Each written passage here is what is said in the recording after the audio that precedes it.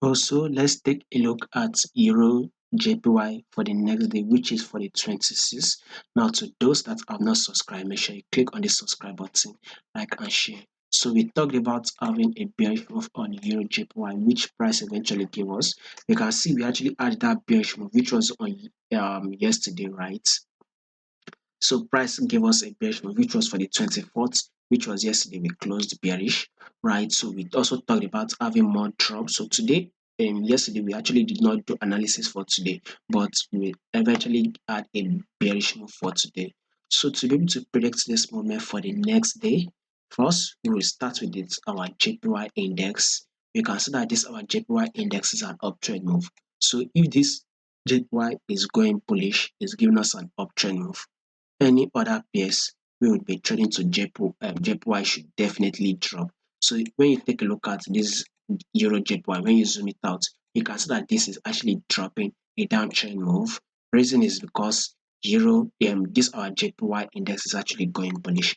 Now, if you should take a look at this movement from here to be an ice, then a pullback, then if you should take a look at this again, you see that a new ice has been formed that took out the previous ice here, and we had a pullback here that did not break this.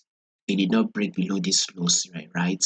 Then price gave us a new ice. You see that the new ice took out the previous ice, and then a pullback was made that have not taken out this lows, and now we are making a new ice. So this JPY will continue to go bullish. We would expect it to actually make a new ice at this level. That is to tell you that there's more drop to be made on this euro to JPY. So in the long run, maybe in 2 weeks time or 3 weeks time, we should be trading below at a level of 137.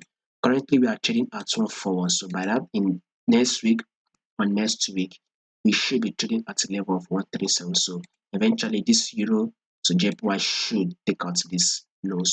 Now to predict this price for the next day, which is for the 26th, we would have to go to the 4-hour time frame, and let's see what this 4-hour time frame is actually saying.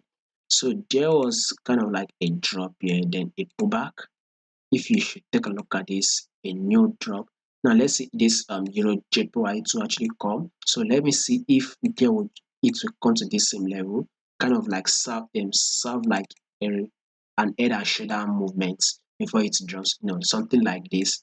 Um, Left shoulder and a drop, then another head. This will be seen as an head and a drop, right? So now let's see if this movement will come to this level of 142, then which will serve as the right shoulder before this euro JPY will actually drop. So same thing that we will be watching out for on euro JPY, a bearish move. We would want to let this euro to JPY close bearish for the next day.